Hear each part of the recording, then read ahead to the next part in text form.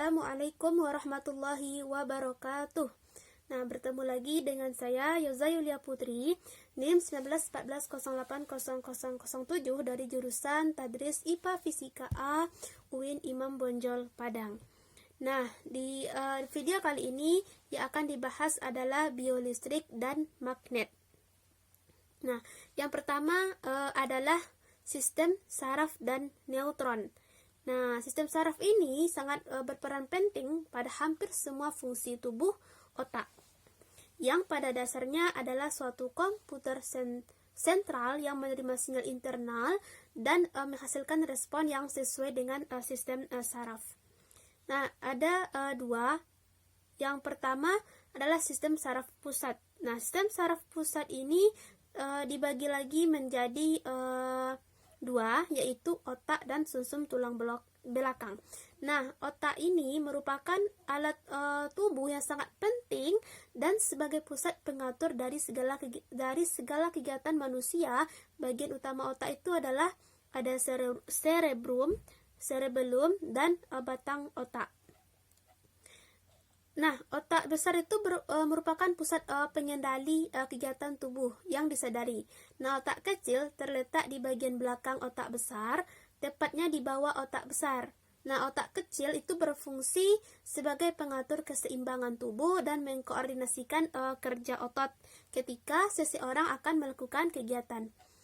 Nah, yang kedua adalah sumsum tulang belakang. Nah, sumsum tulang belakang terletak memanjang di dalam rongga tulang belakang, mulai dari ruas-ruas tulang leher sampai ke ruas tulang pinggang yang kedua.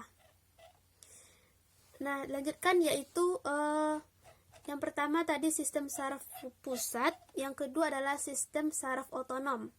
Nah, di sini sistem saraf ini merupakan pengatur organ di dalam tubuh.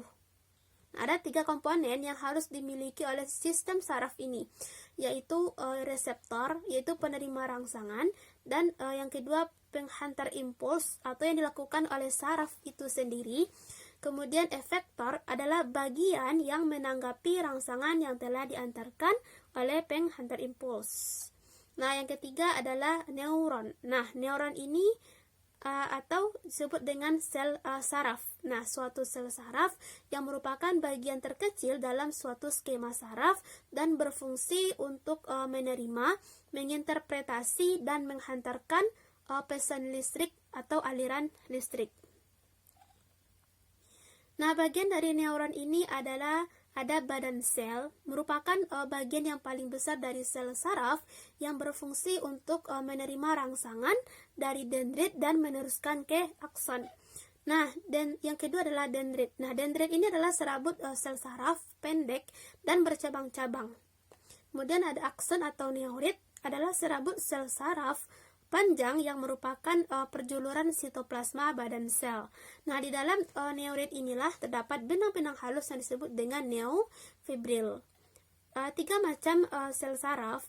Nah, yang pertama adalah sel saraf sensorik. Nah, itu merupakan sel saraf yang berfungsi menerima rangsangan dari reseptor, yaitu alat indera. Nah, yang kedua adalah sel saraf motorik, adalah sel saraf yang berfungsi mengantarkan rangsangan ke efektor, yaitu otot dan kelenjar. Nah, rangsangan yang diantarkan itu berasal atau diterima dari otak dan sumsum tulang belakang.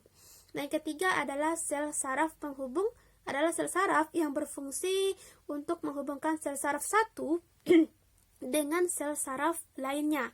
Nah, sel saraf ini banyak ditemukan di otak dan sumsum tulang belakang. Selanjutnya adalah konsentrasi ion.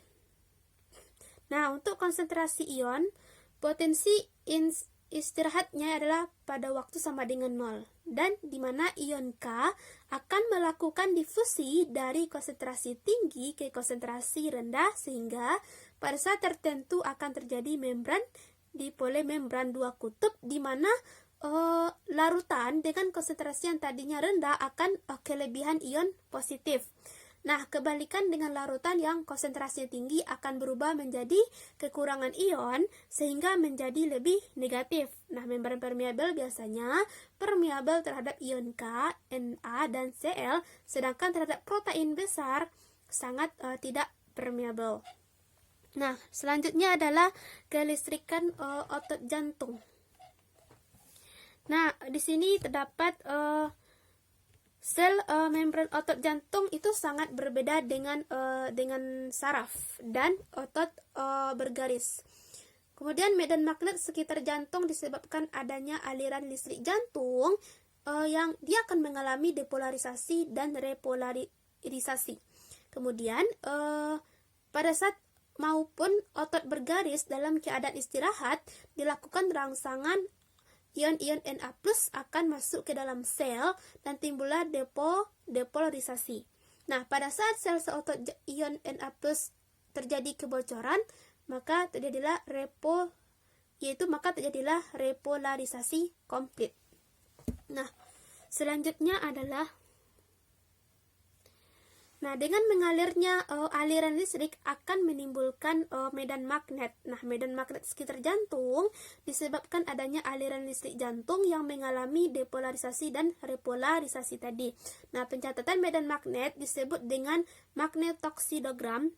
Besar medan magnet sekitar jantung adalah sekitar 5 kali 10 pangkat -11 Tesla atau sekitar 10 kali 10 pangkat 8 medan magnet bumi. Selanjutnya adalah EEG, EKG, dan EMG. Nah, untuk EMG itu adalah pemeriksaan untuk mengukur dan merekam aktivitas listrik jantung. Nah, sementara EEG itu adalah sebuah teknik perekaman aktivitas listrik otak.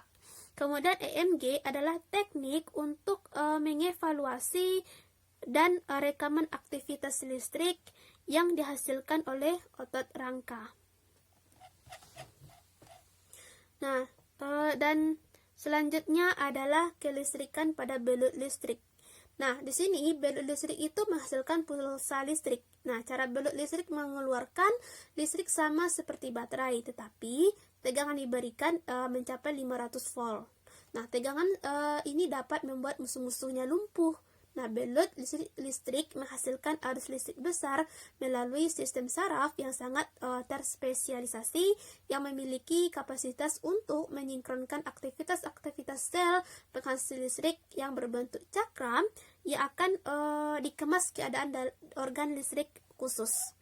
Nah, yang terakhir adalah magnet dan kemagnetan pada tubuh. Kata magnet itu mungkin tidak asing bagi kita. Magnet itu berasal dari bahasa Yunani yaitu magnetis, litos yang artinya batu magnesian. Nah, magnet terbuat dari logam seperti besi dan baja. Nah, magnet ini memiliki berbagai bentuk dan dinamakan sesuai dengan bentuknya. Magnet itu ada 2 kutub, yaitu kutub utara dan kutub selatan.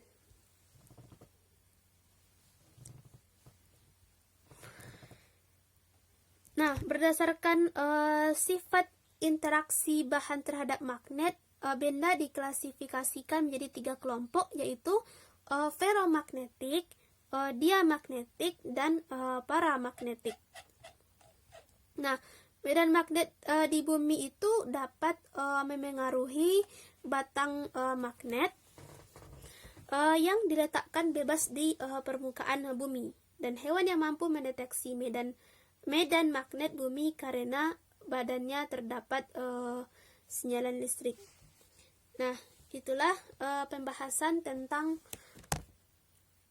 biolistrik dan magnet. Nah, semoga bermanfaat. Mohon maaf. Wassalamualaikum warahmatullahi wabarakatuh.